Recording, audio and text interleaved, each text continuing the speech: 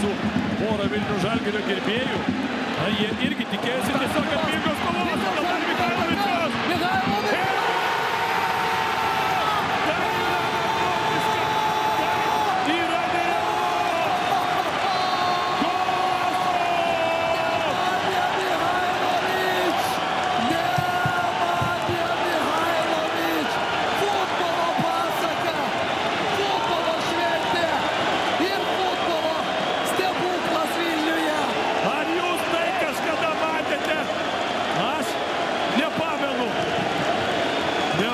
Michailovičius.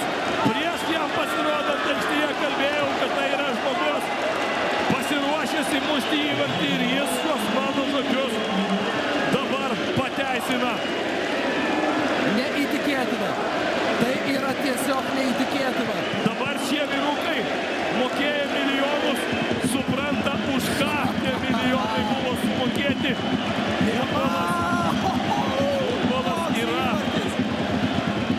Nemanęs Michailovičiaus įvartis.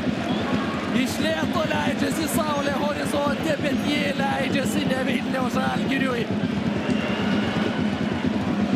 Tai yra nuostabu, na, futbolas būtent ir yra žavingiausias dėl štai tokių akimirkų, kai atrodo niekas nebetiki. Koks smūgis? O čia reakcija. Oi. Uždėkit aukštesnius sportus vėliau, bet tai jau ateities problemos.